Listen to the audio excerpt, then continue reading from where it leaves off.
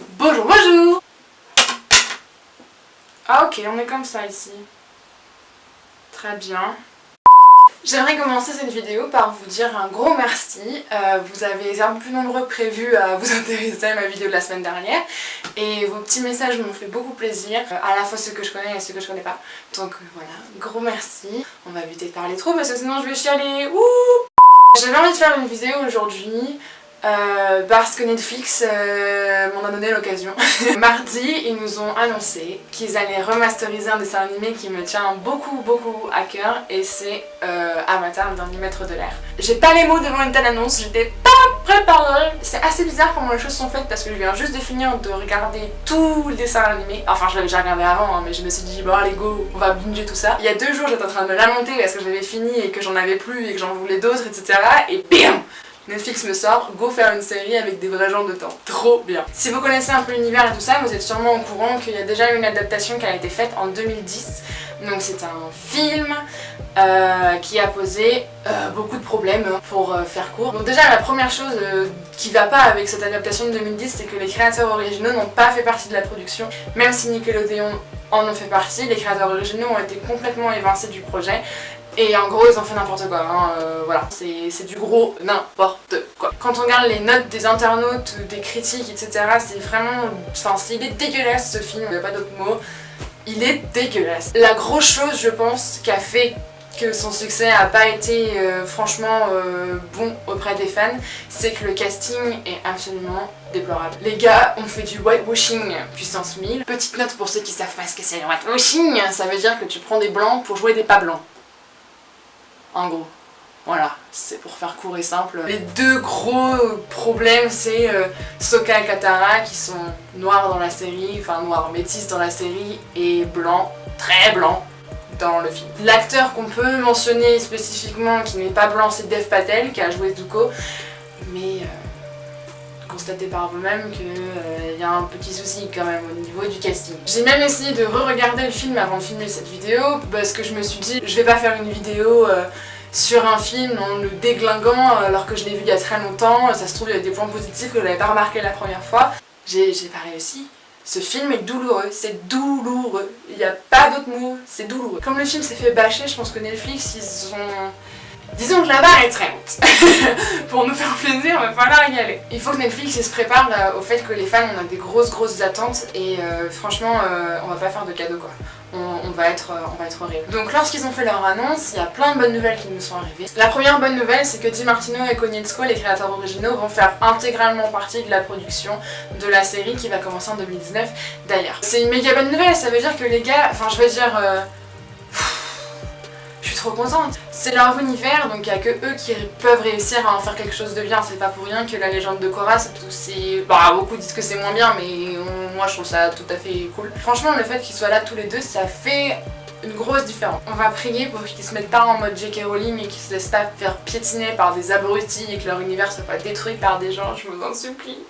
Je vous en supplie. Voici ce qu'ils ont déclaré. Nous sommes désormais impatients de donner vie au monde d'Aang de manière cinématographique comme nous l'avons toujours imaginé, avec un casting culturellement approprié et non blanc. Tu sens dans leur interview que les mecs ont le seum que 2010 ait fait de la grosse merde de leur univers. Et là ils sont en mode les gars, vous ferez rien sans nous parce qu'on veut faire les trucs comme il faut. Ça va être trop dingue, j'ai trop hâte de savoir le casting. Ils parlent d'approfondir les personnages, d'approfondir l'histoire, donc on sait pas trop si ça va être la même chose, ou peut-être que la première saison ça va être le dessin animé qu'on a déjà, et qu'ensuite ils vont aller un peu dans le passé pour avoir un peu plus d'infos sur ce qui se passe une fois que Ozai se fait défoncer par Aang. C'était l'art d'ailleurs. On a tous été rassurés par ça, on a des grosses attentes sur la diversité, sur la représentation, c'est les gros enjeux de 2018, hein. C'est vraiment, on représente les gens, on représente les minorités, et c'est pas non plus du forcing, c'est qu'il en faut. Voilà, c'est tout. On en sait très peu sur ce qui va se passer du point de vue intrigue, même si le mot réimaginer a été utilisé. Est-ce que ça veut dire qu'ils vont refaire la même chose en améliorant? Est-ce que ça veut dire qu'ils vont prendre une autre perspective? On sait pas trop. On est confus. On en saura probablement plus très vite. Ça va être trop bien. Moi personnellement j'aimerais bien qu'ils aillent un peu en dehors de ce qu'ils ont déjà fait, donc quelque chose qui tienne entre le dernier épisode de Avatar, le dernier maître de l'air, et le premier de la légende de Korra, où ils sont adultes ou peu adulte, enfin je veux dire, il était adolescent, il a galéré, il y a toute cette histoire entre lui et Katara, il y a Sokka qui fait sa life avec Suki, tout ça, trop de questions. Et il y a une théorie que j'aimerais absolument valider parce que c'est une théorie que j'aime énormément. C'est au sujet de cette personne et de son ascendance possible. Voilà. J'en dirai pas plus, je vous laisse tirer les conclusions nécessaires. Ce serait trop d'art. Et donc du coup voilà, la production débute en 2019, on est super bien. Top top top. Là j'ai trop la hype, genre franchement là je suis trop contente. C'était vraiment ce qu'il me fallait. À part ça, si vous êtes fan de l'univers de manière générale, il y a une autre annonce qui a été faite un peu plus tôt dans l'année, donc vers fin août je crois. C'est au sujet de Kyoshi. Kyoshi. J'ai pas les mots. Petit rappel pour les cancres d'entre nous. Kyoshi c'est l'avatar qui a précédé l'avatar qui a précédé Aang. Donc t'avais Aang, ok, t'avais Roku juste avant, et encore avant t'avais Kyoshi. C'est-à-dire Kyoshi qu'on voit à chaque début d'épisode. Donc concrètement, c'est cet avatar super badass en tout ça. Dans le genre Kick-Ass Names, on peut difficilement faire mieux que Kyoshi, on va pas se mentir. C'est elle qui est à l'origine des Kyoshi Warriors, donc ces meufs-là là, qui se battent en son nom, même après sa mort, etc. Sur leur île, et elle a aussi créé le Daily, donc si vous vous rappelez pas, c'est un peu ceux qui foutent le bordel au royaume de la Terre pendant la guerre. Il y a beaucoup de gens qui considèrent que Kyoshi elle est à l'origine de la chute du royaume de la Terre une fois la guerre déclarée à cause du Daily, etc. Donc ça reste un débat à avoir, hein. Enfin voilà, est-ce qu'elle savait ce qu'elle faisait? Non, on sait pas trop.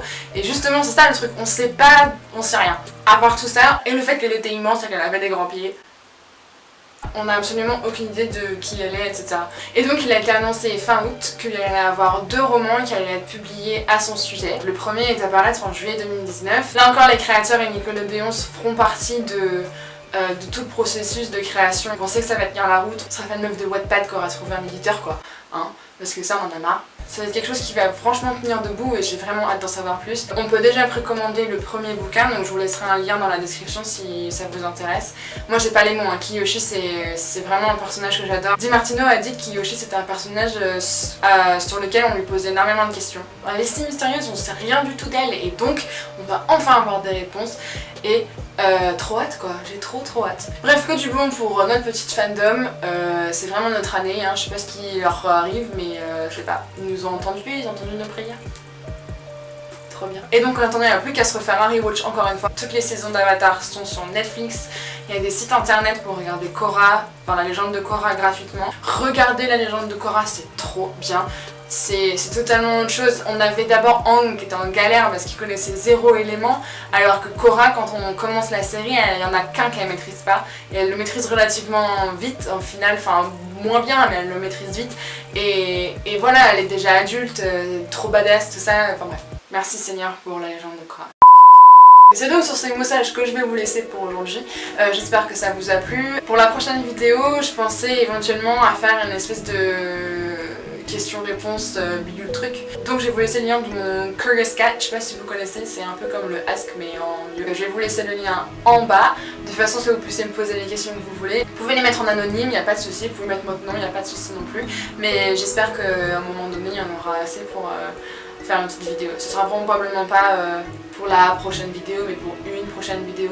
Parce que je vais attendre d'en avoir assez pour pouvoir faire du contenu. Je vous laisse cette ressource là dans la description, comme ça vous pouvez y aller quand vous voulez et on fera une petite compile quand j'aurai assez de matière. En attendant, je vous fais des méga gros bisous et je vous dis à très bientôt.